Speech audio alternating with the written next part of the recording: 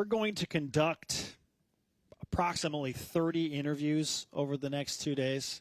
Okay, It's going to be awesome, man. Okay. Can't wait. You will see a good deal of them, whether here live on the show or on social media. We begin the interview carousel fun from this 2-day adventure in Kansas City with BYU women's basketball head coach Amber Whiting. We address her re-recruitment of her star forward Lauren Gustin, the biggest difference between year 1 and year 2 from her tenure at BYU, and why being picked to finish 11th is exactly where the Cougars want to be. This is BYU women's basketball head coach Amber Whiting on BYU Sports Nation.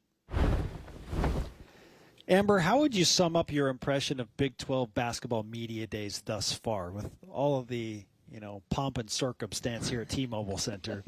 It's big time, especially our BYUtv spot. Yeah, let's go. Five. Let's go. We got the goods in the back, the craft table. We do. We got the snacks, the waters. All sorts of stuff. Yeah. Multiple waters. Yeah. A year and a half ago, you're at Burley High. Now you're at Big 12 basketball media days. How would you describe kind of your basketball coaching journey to this point and the challenge and opportunity of being in a big-time conference? So basketball, I feel like, is basketball, right? Like, obviously, it's faster and more details at this level.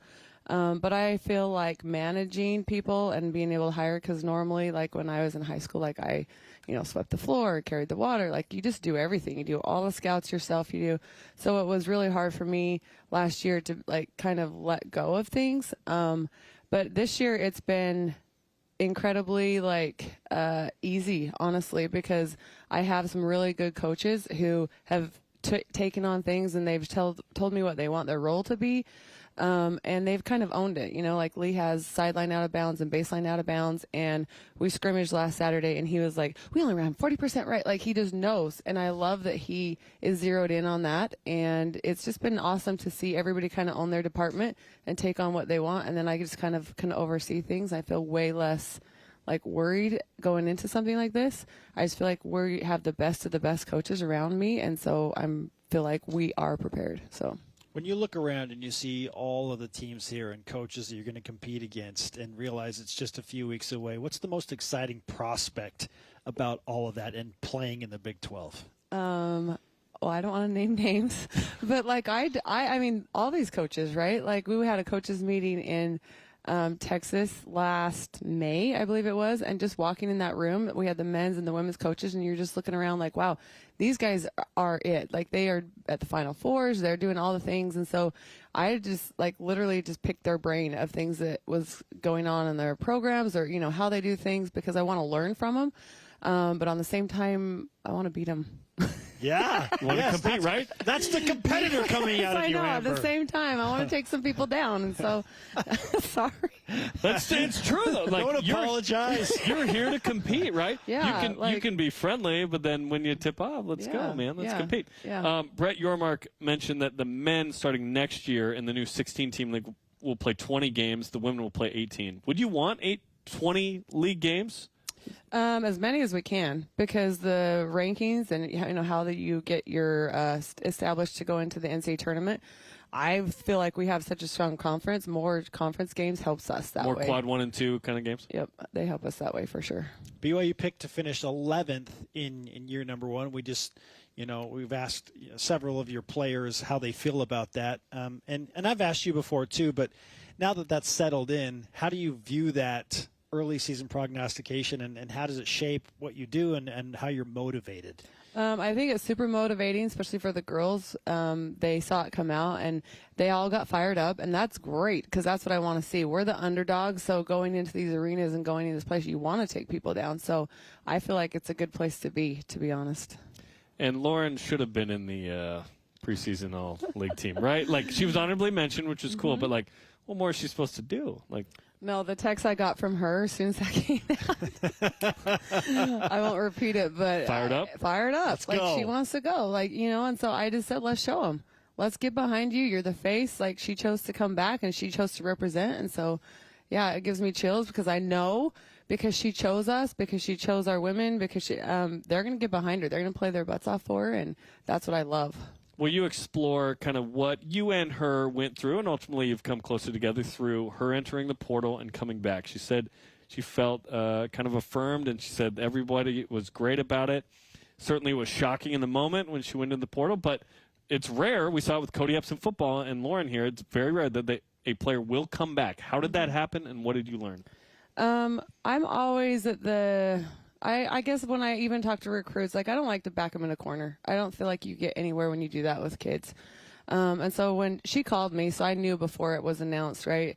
And we talked through it, and I just said, look, Lo, I want you to go explore, but give me a chance. Like at the end of the day, just give me a chance to talk to you about it, right? And so she did. She went and explored, and then she came back, and her and I had some good conversations, and our staff sat down with her and kind of laid out what we thought about her, how we view her, how important she is to us, and just that she was going to be our face going into this thing, and she's always wanted that. And so I just stayed true to us, and just talked about us, not tried to negative recruit on anybody else, but she was just, and I wanted her to take the time too, and then she went into graduation and she was there when we came out. She kind of pulled me aside and she's like, can I talk to you for a minute? And I just was like, please don't make me cry right here. Like, there's so many people around. And she just put her arm around me and she said, I'm coming back. And then I cried anyway. Yeah, I was going to say, you cried anyway.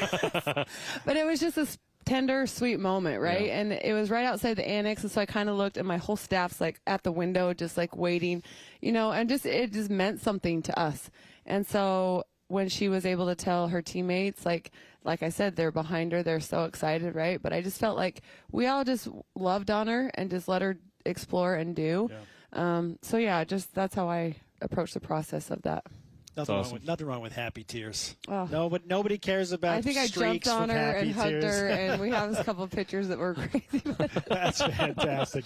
BYU women's basketball head coach Amber Whiting is with us on BYU Sports Nation. What's the biggest difference that you are seeing in this year's squad compared to the squad you took over in year number one? In practice, it's competitive. Like, I feel like those young ones are pushing, and we have a couple good transfers, right? And everybody's just, like, going at it, and it's really nice to see that.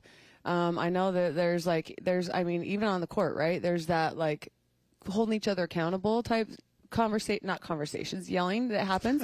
But then they're really nice to each other. No, they're not, and so then they get off the court, and I know that, like, I'll see them laughing in the players lounge after. And so I know that I think Italy helped that because all the new people coming in, they got to create that chemistry. But now they leave and it's left there, but they know that they're only at each other to get better. So, yeah. That's interesting that they can kind of come together that quickly after. Okay, in terms of newcomers, transfers, and freshmen, you've recruited a really nice new group here. Who is sort of stuck out, who will vie for potential starting or significant bench minutes at this point? We've messed with a couple different lineups. I think all four of my new freshmen will get minutes for sure. Wow. One or two might vie for starting lineup. Like, I don't want to name names right now, if that's okay. Just because, Tell us later. Yeah, I want them competitive. Sorry, but we see it every day, and we have this thing, a competitive thing that we do in practice. And everybody wants to win it, and so everybody's going after it. I mean, does that have a name? Yeah. You don't want to say the name? Gata board. I'm not going to say this. What? Sorry. Is it? Gata board. We'll leave it right there. In volleyball with Carl McGowan, the great Carl McGowan, they called it the cauldron. And they would compete, and at the end of the week, he was like, all right, you won the cauldron, you play. Yeah, so every day they get a sticker if they win it, right? And so, sticker on the board, and then at the end of the thing, like, it's a whole, it's every single day. And there's percentages of defense that they get graded on, and there's, you're quantifying success in practice. Yes, every minute detail you can think about, like, we are either plus or minus in practice. Interesting. Anytime we go 5-on-5. And so, like, I've had one freshman text me and be like, I'm going to get a jump ball with Lo because she's sick of Lo winning it. Like, that you get a point or something you for get that? a point if you get a rebound. And so every time she pulls down rebounds, now they're going after it because they don't want her to get it. They want to get it. And so that will translate into the games. I love that mindset. Yeah. Gata board. Gata board. Gata board. Board. Gata board. Yeah, it's The board our GATA board. of GATA-ness. Yeah. Okay. I just want to. We got to go see said GATA board. I want to later. say it like a see British it. accent. GATA board. What is Gattaca? Gattaca was like a good sci-fi movie, right? I was looking to Timmy Bates for all my questions. You guys, we've talked about Gattaca, risk. good movie. and Good movie. Gattaca, okay. Yeah. I digress. Coach, how is Amari's knee recovery coming along, and how much do you expect her to be involved in this year's team? It's coming along good. She hit her year mark on Saturday, knock on wood. Like, her and I kind of had our moment together of, like, it's not something you want to celebrate because this last year was rough, right? It was hard. But it is something that she's got to. And so every month past the 9 months, they said the percentage goes down of, something bad happening. And so we scrimmaged on Saturday, and she actually played. I think our trainer let me she started with 4 minutes at first, and then he let me rotate her every 2. So she got to get in and play 2 minutes straight, and then I pull her out, and she was, why am I coming out? It's okay, just chill. We've progressed her in very slowly. So. Okay. Yeah. So you think she'll be? It's safe to say that she will be close to 100% by the time the season tips off. Yeah, it's 100% physical. Like, she's ready to go, right? I feel like for her, it's more like the mental side, trusting it, finding her rhythm. She hasn't played in a year, and so what I see out there isn't what, her standard of what I would, like just finding the rhythm of the game. Defensively, I got after her kind of in practice the other day, and she's like, I'm not fast enough yet. And I'm like, well, then you better get there. So she's doing jump rope and trying to do all the quick twitch stuff that's like your last little bit to get there, and so. Yeah, we have fun conversations. She doesn't live at home to say anymore. I'll just say that. She moved out. Yeah, She moved out, or you kicked her out? No, she said she needed the college experience and she needs a break sometimes. So it was after you told her she needed to be faster. You need to be faster. Well, watch me leave your house fast. I'm out. Watch how fast I'm back for laundry and dinner as well. Stop shopping in my pantry. It's okay. That's fantastic. Oh. Coach, great to have you here in Thank Kansas you. City. We're obviously super excited about the season. So we're just going to give you a big, portion of the BYU Sports Nation. Big karma. old Kansas City heap of brisket and karma. And karma. Yes. Perfect. Thank you. Let's go. Okay.